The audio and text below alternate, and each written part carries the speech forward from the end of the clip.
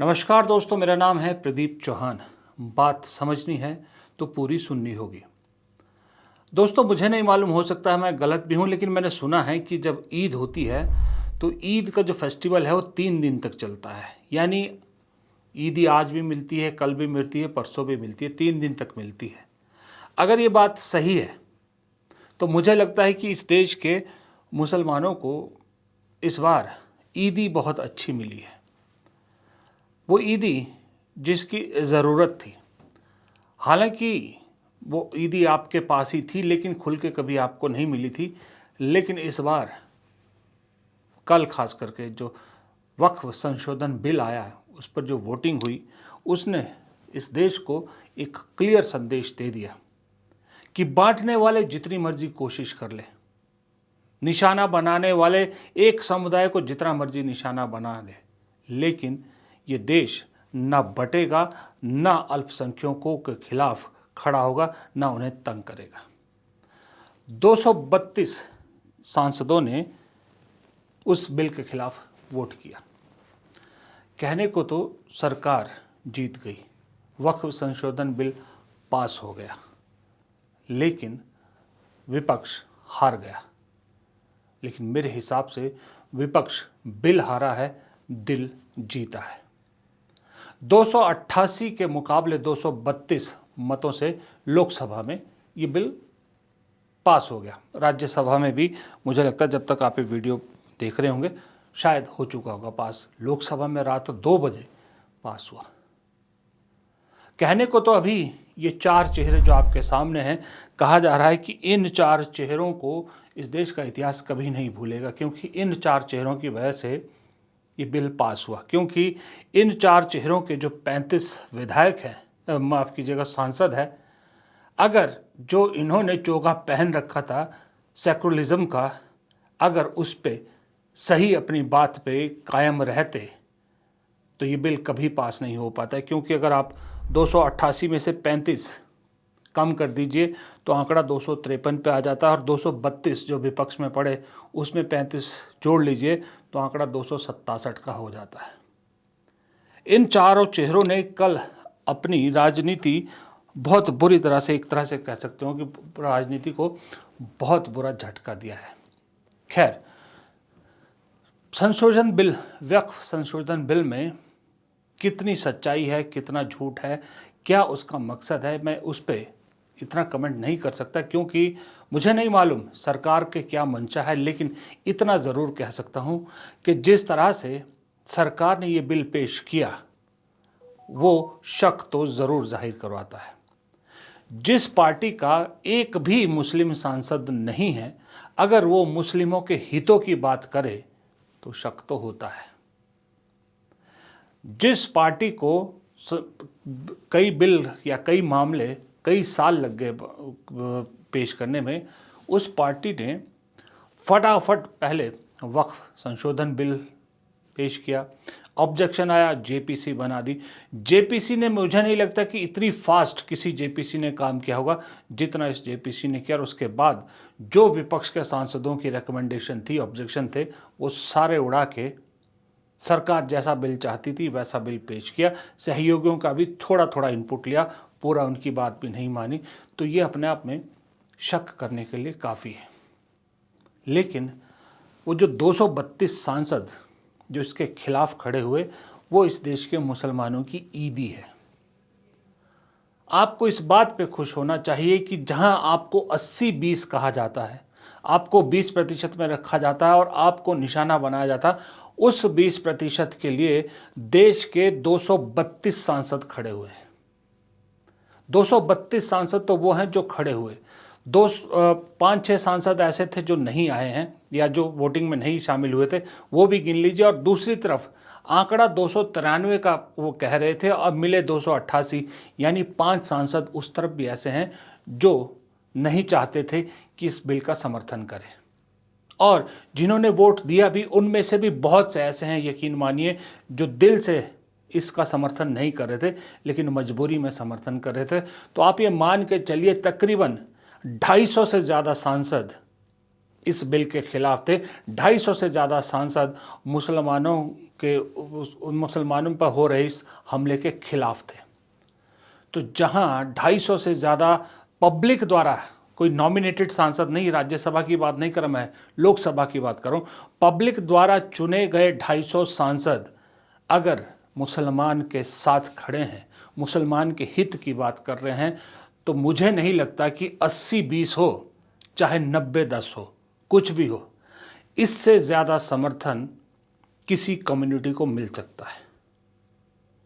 आपके साथ देश के 250 चुनिंदा प्रतिनिधि आपके पीछे खड़े हैं, आपके हक के लिए लड़ रहे हैं। अब आप इससे समझ सकते हैं कि इस देश में अल्पसंख्यक गैर इंपॉर्टेंट नहीं है। अल्पसंख्यक भी उतने ही महत्वपूर्ण हैं जितने हिंदू महत्वपूर्ण हैं।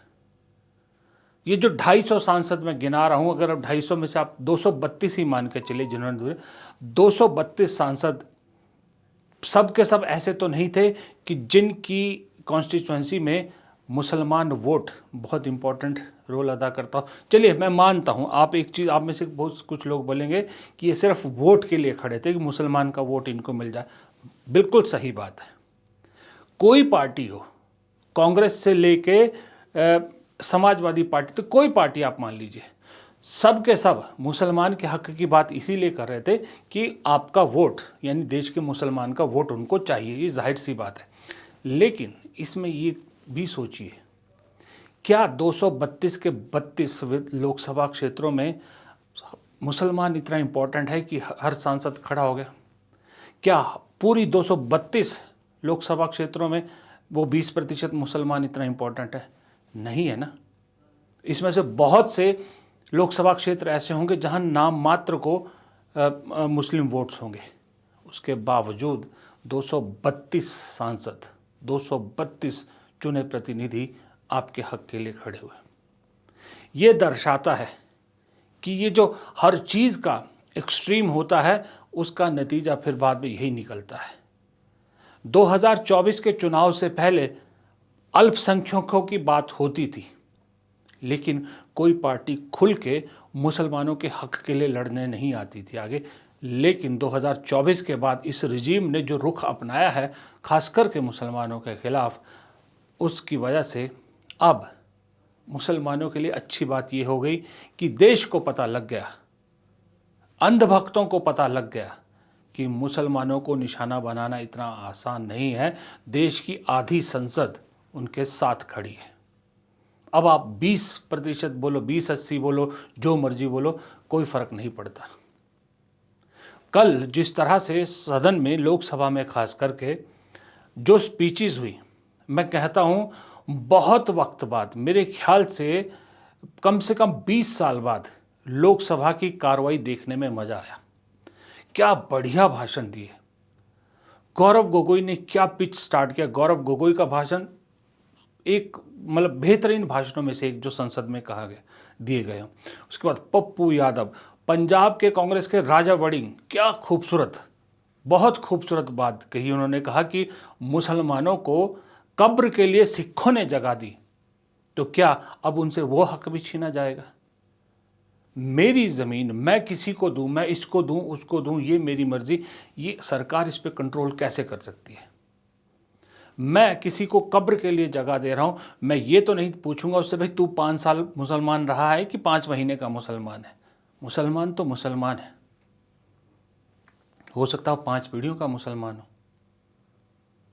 इसी तरह से ओवैसी, बहुत बढ़िया, कांग्रेस के और समाजवादी पार्टी के सभी जितने विपक्ष के थे, लंबी फहरिस्त है।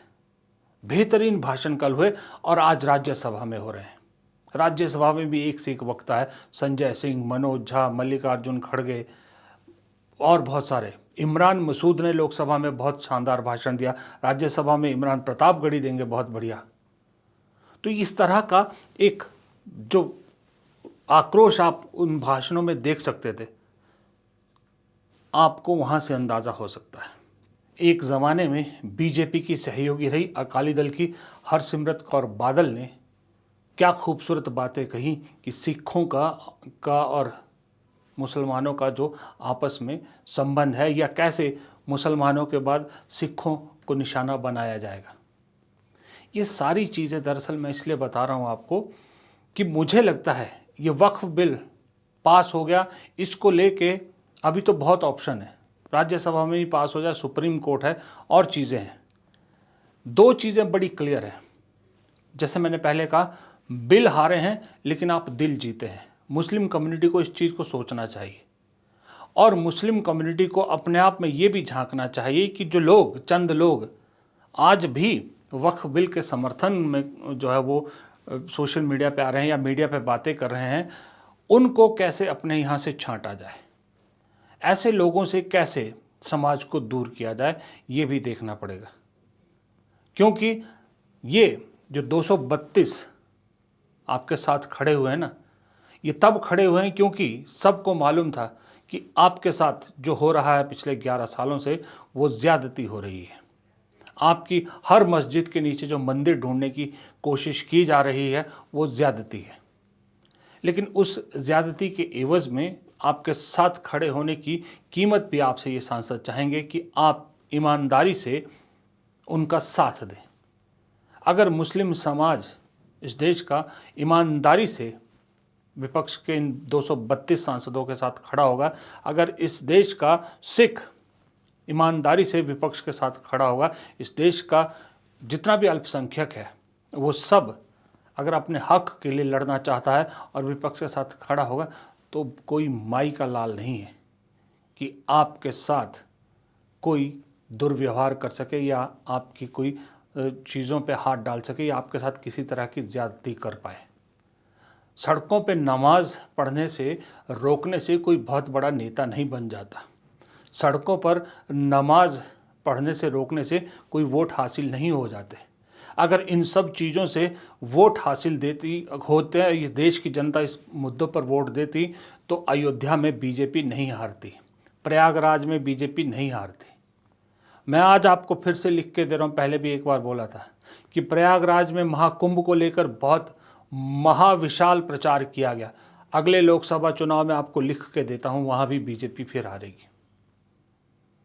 जितने आपके बड़े धार्मिक स्थल है, बीजेपी क्यों हारती है, क्यों हार रही है वहाँ से? क्योंकि लोग धर्म के नाम पर ओवरडोज से पक चुके हैं। लोग अब इससे बाहर आना चाहते हैं, लोग अब असल मुद्दों की बात करना चाहते हैं। लेकिन जब बात आती है असल मुद्दों की, तो असल मुद्दे कुछ है नहीं। ट्रंप टैरिफ बढ़ाते हैं तो उसे छुपाने के लिए वक्फ बिल पेश किया जाता है। सदन में इतना इम्पॉर्टेंट डिस्कशन चल रहा है, लीडर ऑफ अपोजिशन को बोलने का वक्त नहीं मिलता और प्रधानमंत्री विदेश यात्रा पर निकल जाते हैं। सदन में वक्फ बिल कोई छोटी चीज़ नहीं है, बहुत बड़ा मामला है। प्रधानमंत्री को मौजूद होना चाहिए था, बल्कि एक वक्तव्य देना चाहिए था, लेकिन प्रधानमंत्री निकल गए विदेश यात्रा में। तो इससे आप अंदाज़ा लगा सकते हैं कि ये चीज़ें टेम्परेरी है और ये टेम्परेरी फेज बहुत जल्दी जाएगा। हिम्मत दिखानी होगी, हिम्मत दोनों तरफ को दिखानी पड़ेगी। लेकिन साथ ही मैं पश्चिमी उत्तर प्रदेश, बिहार और आंध्र प्रदेश के जितने मुस्लिम भाई या मुसलमान हैं, उनसे भी ये कहना चाहूँगा कि अब आंखें खोलिए। अब आप जो बाहरी दिखावा है उस पर मत आइए। जो टोपी पहनता है, आपके साथ अवतार पार्टी करता है, वो ऐसा नहीं है कि वो सच में आपका हमदर्द है। उसके दिल में क्या छुपा है ये आपको नहीं समझ में आएगा, वक्त आने पे समझ में आता है।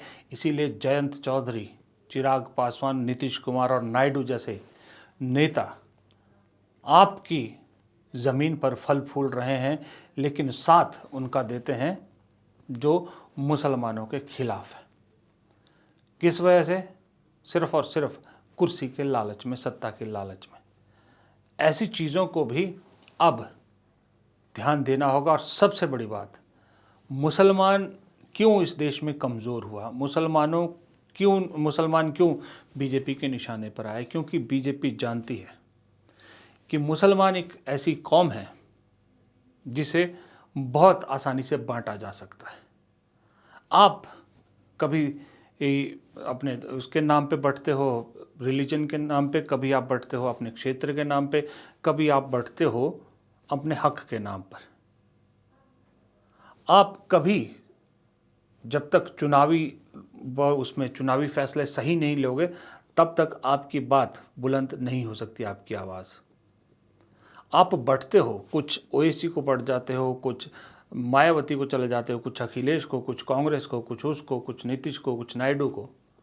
जब तक आप ऐसे बढ़ते रहोगे तब तक बीजेपी को एक रास्ता मिलता रहेगा। लेकिन पहली बार 11 सालों में मैंने एक दिन वीडियो भी बनाया था कि ये दिखने लगा कि इस देश का मुसलमान एकजुट हो रहा है।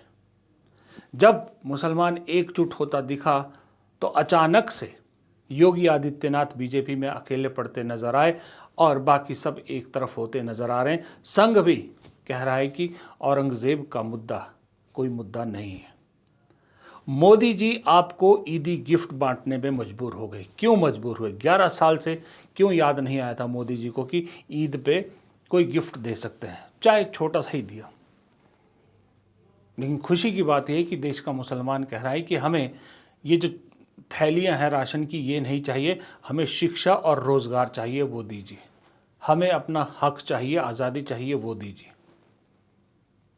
तो इसी से आप अंदाज़ा लगाइए कि आप थोड़े से एकजुट हुए। आपने 2024 में थोड़ा सा झटका दिया, इस देश के मुसलमान ने थोड़ा सा झटका दिया बीजेपी को, तो बीजेपी 240 पे आके गिर गई और नतीजा ये हुआ कि अब आपको पालने पोसने की कोशिश कर रहे हैं। और इस बीच याद रखिएगा, एक कोशिश और है कि मुसलमानों को अब शिया और सुन्नी के नाम पर बांटने की कोशिश की जाएगी, उलेमाओं में और मौलवियों के बीच बांटने की कोशिश की जाएगी। इस चीज़ से ध्यान रखिएगा, इस चीज़ से बचिएगा, तब जाके आपको आपका हक मिलेगा। फिलहाल इस वीडियो में इतना ही। वीडियो पसंद आया हो तो शेयर ज़रूर कीजिएगा।